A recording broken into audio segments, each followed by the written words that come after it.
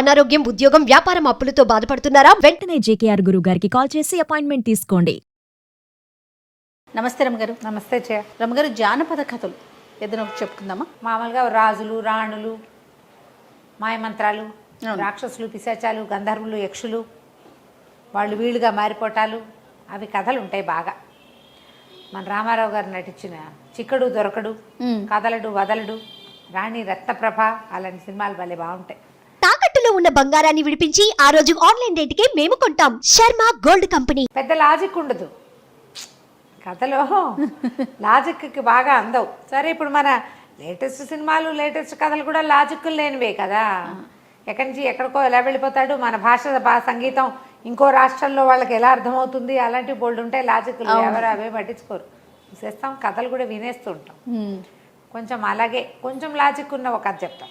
తండ్రి కోసం. పూర్వం ఒక రాజుగారు ఉండేవాడు, కేశవ వర్మ ఆయన పేరు. ఒకే ఒక కొడుకున్నాడు, నిరంజనుడు. ఒకనాడు ఈయన నిరంజనుడు ఒక 10 ఏళ్ళ పిల్లాడిగా ఉండగా అడవికి వెళ్ళాడు వేటాడడం కోసం. సరే, వేట పని అయ్యింది. ఏవో లేళ్ళు దుప్పుల్ని చంపారు, కొన్ని పులుల్ని కూడా వేటాడారు, ఏనుగు దంతాలు అవి దొరికినాయి. వీళ్ళన్నీ మోసుకుని వస్తుంటే ఒక యక్షుణుల సమూహం ఒకటి కనపడింది. గంధర్వకాంతలు, యక్షుణులు అనకూడదు, గంధర్వకాంతలు కనిపించారు.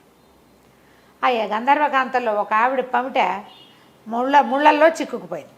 మిగిలిన వాళ్ళంతా వెళ్ళిపోయి ఈవిడ ఒకటి ఇక్కడ ఆగిపోయింది, చీర తీసుకుంటుంది ముళ్ళల్లో. రాజుగారికి ఎదురుపడింది. రాజు చాలా మైమరిచిపోయాడు ఆవిడని చూసి. ఆవిడని బతిమలాడాడు, నువ్వు ఎంతో అందంగా ఉన్నావు, మా అంతఃపురంలో ఉంటే మా అంతఃపురానికే కాంతి, మా అంతఃపురానికి రా, నాతో రా అని వెంబడబడ్డాడు. ఆవిడ చీర చెంగుపుచ్చేసుకున్నాడు. ఆమె విదిలించుకోపోయింది, ఆయన వదిలిపెట్టలే. నువ్వు బతిమలాడడం మొదలుపెట్టాడు. నువ్వంటే నాకు చాలా ఇష్టం, నువ్వు భలే ఎంతో చక్కగా ఉన్నావు, అద్భుతంగా ఉన్నావు, నాకు నచ్చావు, అంతఃపురంలో ఉండు, నాతో ఉండు, నా జీవితాన్ని సార్థకం చేయి, మా జన్మ చరితార్థం చేయి, మా ఇల్లు పావనం చేయి. ఇలా బతిమలాడుతుంటే ఆవిడ, ఏంటి నువ్వు, నీకు అర్థమవుతోందా, నేను మీ జాతి దాన్ని కాను, నువ్వు నరుడివి, నేను గంధర్వకాంతని, నన్ను పిలుస్తావేమిటి, చూసి వెళ్ళిపో, పిలవకూడదు, పోనీ నాకు కూడా రావాలనిపిస్తే అది వేరే కథ. నేను నిన్ను చూసి రాదలుచుకోలేదు, ముళ్ళలో చేర్చంగి ఇరుక్కుందని నుంచుంటే వెంబడబడతావా, పో అంది. అయినా ఆయన వదిలిపెట్టలే, బతిమలాడడం మొదలెట్టాడు. దాంతో ఆవిడంది, నీ కళ్ళ వల్ల కదా ఇది వచ్చింది, నేను చూడంగానే నేను మైమర్చిపోయానని చెప్పాడు. కళ్ళు నీకు ఈ పిచ్చని కలిగించాయి, నీ కళ్ళ వల్లే నువ్వు ఇలాంటి వ్యామోహంలో పడ్డావు, నీకు కళ్ళు పోతాయి, గుడ్డివాడివి అయిపోతావు నువ్వని చెప్పించి ఒక్క విదిలించుకొని రయ్యమని వెళ్ళిపోయాను. రాజుగారి కళ్ళు 2 పోయినాయి. ఏం చేస్తారు, ఆ గుడిగా రాజుగారిని మోసుకొని తెచ్చుకున్నారు. ఎన్ని వైద్యాలు చేసినా ఆ కళ్ళు రాల. అయితే ఒక మంత్రవేత్త ఒక ఆయన వచ్చి, శాపం వల్ల పోయిన కళ్ళు వరం వల్ల రావాలి, శాపానికి అవసానం ఏదైనా ఉండాలి, ఎవరు శపించారో వాళ్ళే దీన్ని సరిచేయగలరు అని చెప్పి వెళ్ళిపోయాడు. జనం అంటున్నారు, ఆమె ఎవరో గంధర్వకాంత ఎక్కడో కనపడింది, శపించింది, ఈయనకి వెళ్ళాడు అనవసరం కావిడి పాపం, అంత అడగకుండా ఉంటే వదిలేసేది. ఇబ్బంది పెట్టాడని ఈ పని చేసింది అనేసరికి గంధర్వకాంతల దగ్గరికి ఎవరు వెళ్తారు. కానీ రాజుగారి అబ్బాయి నిరంజనుడు అప్పటికి 20 ఏళ్ళు వచ్చాయి, 10 ఏళ్ల పాటు ట్రై చేశారు. ఆయన శాపం నాటికి అబ్బాయికి 10 ఏళ్ళు, ఇంకో 10 సంవత్సరాలు గడిస్తే ఏకైక పుత్రుడు. అతను ఏమన్నాడంటే, ఈ రాజ్యం నాది, రేపొద్దున మా తండ్రి తర్వాత నేనే చేస్తాను. మరి మా తండ్రిది తీసుకుంటున్నప్పుడు తండ్రి శాపం గురించి కూడా నేను ఆలోచించాలి కదా, నేను వెళ్తాను, నా గంధర్వకాంత ఎక్కడుందో వెతుకుతానని అన్నాడు.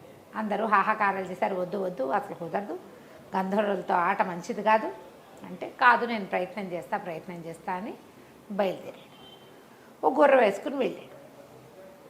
ఈ వాళ్ళ రాజ్యానికి ఈశాన్య దిక్కులో గంధర్వులు ఉంటారని ప్రతీతి. ఈ రాజుగారికి కూడా ఈశాన్యం వైపు ఉన్న అడవిలోనే ఈ గంధర్వకాంత కనపడింది. ఈశాన్యం వైపుకి వెళ్ళిపోయి ఇక ఆహారం తెచ్చుకున్న ఆహారాలన్నీ అయిపోయినాయి. పళ్ళు గిళ్ళు ఏమీ లేని ఒక పెద్ద చెట్ల తోపులోకి ప్రవేశించాడు. నీరసానికి కళ్ళు తిరిగిపోతున్నాయి అబ్బాయికి. పడుకుందామని పడుకున్నాడు. స్పృహ తప్పిపోయాడు, ఇంచుమించుగా నిద్ర కాదు అది, పడిపోయాడు. అయితే ఏమైంది, అతనికి మెలకు వచ్చేసరికల్లా అతని పక్కన ఒక బ్రహ్మాండమైన ఆకారంలో ఉన్న ఒక రాక్షసి కూర్చుంది. ద్రాక్ష పళ్ళని ఇట్లా చిరిపి ఇతను నోట్లో పోస్తాం. ఆ నోట్లోకి ఆ రసం వెళ్ళేసరికి షుగర్ తగలంగానే ఓపిక వచ్చి కళ్ళు తెరిపిల్లు పడ్డాయి. అక్కడి నుంచి అన్నీ పట్టుకొచ్చి తినిపించింది. వీటికి ఓపిక లేదు, అది ఎవరో భయపడేంత ఓపిక లేదు అతనికి. భయపడడానికి కూడా కొంచెం సత్తా కావాలి, అదే సత్తు లేదు. పళ్ళన్నీ తినిపించింది, దానిమ్మ గింజలు ఒలిచిపెట్టింది, మామిడి పళ్ళు తీసి పెట్టింది. పళ్ళన్నీ తిన్నాడు. ఎవరు నువ్వు అన్నాడు. నేను ఒక రాక్షసిని, నువ్వెవరు ఏమిటి అని అడిగింది. నేను నా పేరు నిరంజనుడు, ఫలానా రాజుగారి అబ్బాయిని. మా తండ్రికి శాపం తగిలింది, దాన్ని నివారింపజేయడానికి వెళ్ళాను. నీకు గంధర్వులు ఉండే వనం తెలుసా అంటే, గంధర్వులను కలుసుకోవాలంటే గంధర్వ లోకానికి వెళ్ళాలంటే నువ్వు ఆకాశంలోకి వెళ్ళాలి, నేల మీద నడిస్తే ఎలా కుదురుతుంది అంది రాక్షసి. అలా కాదు, నీకేదో శక్తులు ఉన్నట్టే ఇక్కడ ఒక్క పండు లేని ఇక్కడ ఇన్ని పళ్ళు పట్టుకొచ్చి తినిపించావు, నాకు సహాయం చెయ్యి అన్నాడు. చెయ్యంటే సరే ఆలోచించి రాక్షస ఏమందంటే, నేను గంధర్వ లోకంలోకి నాలాంటి వాళ్ళకి ప్రవేశం ఉండదు, తీసుకెళ్ళి బయట దిగబడుస్తా, మరి ఆడిన వాటి తప్పకుండా నేను కోరిన కోరిక తీరుస్తావా అంది. నువ్వు ఏమడిగినా తీరుస్తా, గంధర్వ లోకంలో వదిలిపెట్టున్నాను అన్నాడు. సరేనని ఈ రాక్షసి ఏం చేసింది, ఇతన్ని ఎత్తుకుని తీసుకుపోయి గంధర్వలోకపు వాకిట్లో వదిలిపెట్టింది.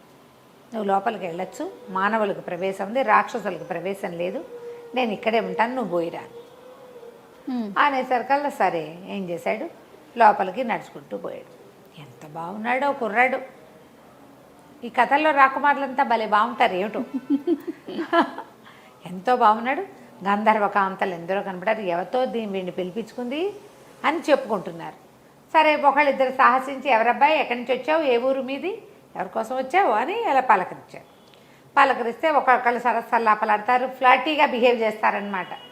వాళ్ళు వీళ్ళు, అబ్బో భలే బాగున్నావు, ఏది ఇట్రావో ఒకసారి, ఆ చెయ్యెత్తు, అది ఎత్తు, కత్తుందని నీ దగ్గర, ఇలాంటివేవో కబుర్లు చెప్పారు, మాట్లాడిచ్చారు. మాట్లాడిస్తే సరే ఒకళ్ళిద్దరు అన్నారు, ఇట ఎంతసేపు కవ్విస్తే ఎట్లా, పాపం మానవుడు, వీడికి ఆహారం చూద్దామని తీసుకుపోయి ఏదో తిండి పెట్టారు.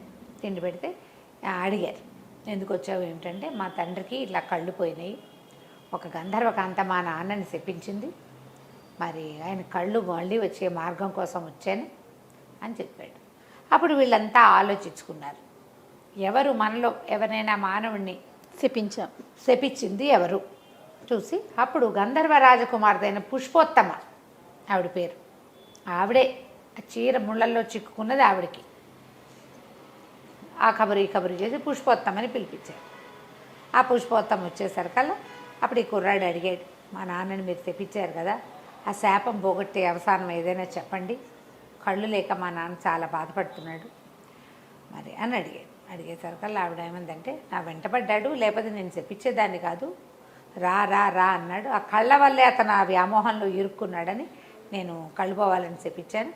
సరే ఓ పని చేస్తా, నేను ఇప్పుడు వచ్చి శాపాన్ని నివారించలేను అని తలలోంచి ఒక పువ్వు తీసిచ్చి, ఈ పువ్వు పట్టుకెళ్ళి, ఈ పువ్వు కళ్ళకి తగిలిస్తే అతనికి చూపు వస్తుంది.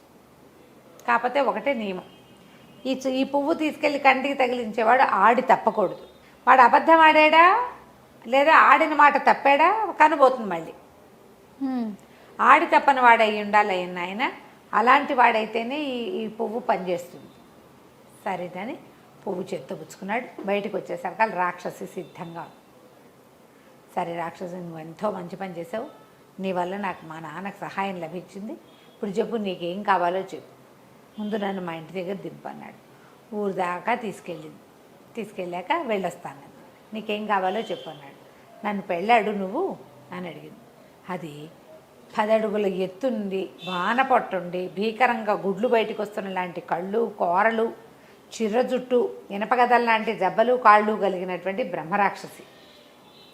నన్ను పెళ్ళాడు, పెళ్లి చేసుకున్నాను. ఏం చేస్తాడు? సరేనన్నాడు, నువ్వు ఇక్కడే ఉండు, ముందు మా నాన్న సంగతి చూసి వచ్చి నేను పెళ్లి చేసుకుంటాను అన్నాడు. పిశాచి లేదా రాకాసి.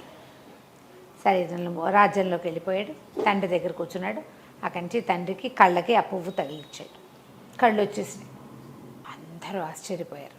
సరే అబ్బాయి అన్నాడు, నాన్న మళ్ళీ ఒకసారి బయటికి వెళ్ళే పని ఉంది నాకు, నేను వెళ్ళొస్తాను అంటే, ఏం చేయటానికి అనేసరికి అలా నాన్న అబ్బాయి ఏం చెప్పాడంటే, ఒక రాకాసి చాలా సహాయం చేసింది, మరి ఆమెను పెళ్లి చేసుకుంటానని మాటిచ్చాను, పెళ్లి చేసుకోవాలంటే తండ్రి అన్నాడు, ఏముంది దాన్ని అక్కడెక్కడో వదిలేసావు, రాకాసిని పిశాచి నువ్వు పెళ్లి చేసుకోక్కర్లేదు మానేయమన్నాడు. నాన్న మానేశాను అనుకో, ఆ అమ్మాయికి మాట ఇచ్చా, ఆ పిశాచికి మాట ఇచ్చాను, ఇప్పుడు ఆడి తప్పితే నీ కళ్ళు పోతాయి నాన్న అంటే, నాకు కళ్ళు పోయినా పర్వాలా, పిశాచిని పెళ్లి చేసుకోవద్దు నువ్వని తండ్రి బతిమలాడాడు. నీ కళ్ళున్నా లేకపోయినా నేను ఆడి తప్పనని అడుకున్నాడు.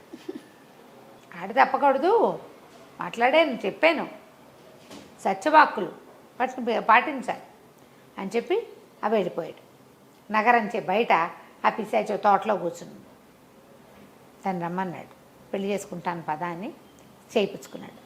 చెయ్యి పుచ్చుకునేసరికి ఆ అమ్మాయి, ఆ రాక్షసి ఒక అందమైన అమ్మాయిగా మారిపోయింది. ఆశ్చర్యపోయాడు, ఇదేంటి, ఇది ఎలా జరిగింది అన్నాడు.